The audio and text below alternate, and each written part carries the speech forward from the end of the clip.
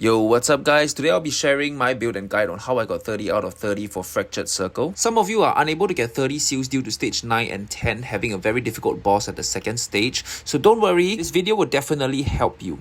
Okay, so for my inbound team, I'm actually using Sakiri, Jiuyuan, the main character, as well as Nana. And for my outbound team, I'm using Adler, Daffodil, Hanel, and Baitang. For my inbound team, the main reason why I'm using Sakiri is to boost Jiuyuan and Esper, which is my sub DPS, as well as Nana, who is my main DPS. I'm not putting Sakiri into outbound team. The reason why is because it is only going to be boosting Daffodil's damage. Okay, so for my power up, I'm actually using the Esper Resonance Cycle Intensity for my inbound team, okay guys? And as well for my outbound team, I'm using the Team Break Intensity. Also, the reason why I use all of these characters in my inbound team is due to their AoE abilities, which will help me clear the first part. As you can see, the first part of the inbound is actually dealing with 3 enemies instead of 1, and the outbound will just be dealing with 1 enemy, which is the last boss. Okay, so now that we are all set up and ready to start, let's begin.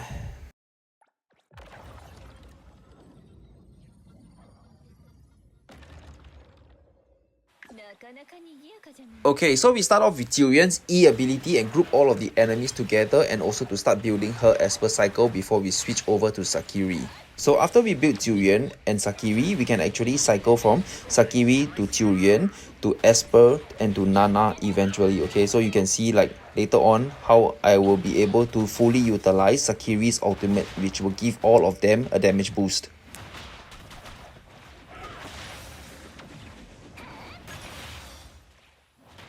Okay, so now I will group all of them together before I cast my ultimate and my power up.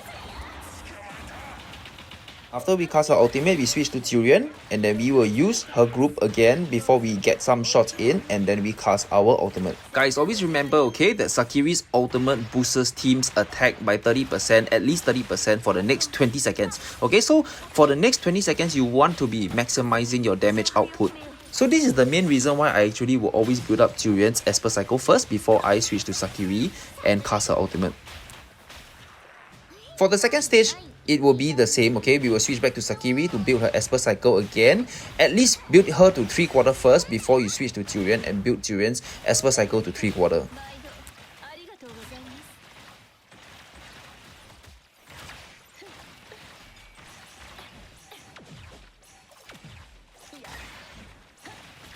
Okay, so now we switch back to Sakiri and cast her ultimate again.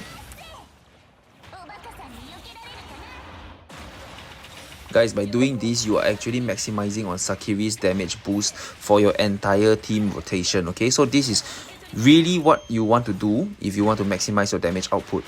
It is also fairly easy to play this team's rotation, okay guys? So just remember, Jiuyuan first, and then go to Sakiri, okay? And then later from Sakiri to Jiuyuan, to Esper, to Nana. After Esper casts her redirect skill, right, it's actually a free rotation over to Nana already, okay guys? So meanwhile, you can actually get some hits in and even get her ultimate in before you switch to Nana. Once you switch over to Nana, cast your skill, cast your ultimate, R, and then beat them all to death.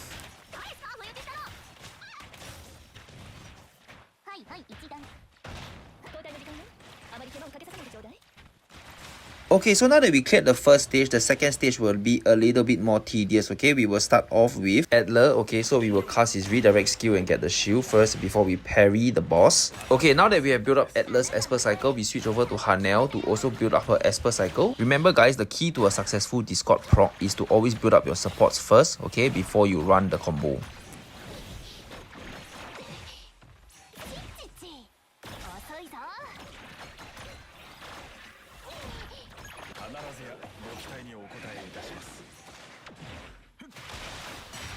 Okay guys, so now that we have built up Adler and Hanel, we will continue to do the full rotation. Switch over to Daffodil and cast ultimate, and then later go to Hanel to proc the Discord. You will always want to inflict Scorch first because Scorch lasts longer than Nova, so it's really easier for you to proc your Discord. As you can see, the Discord has been proc and the shield has been broken, so now I will go back again to Daffodil.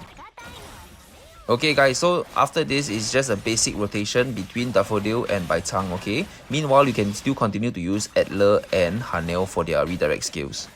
Also, the key to building faster Esper cycles is to also dodge and parry, okay? So meanwhile, while you are doing your basic attacks and casting your skills, don't forget to parry and dodge.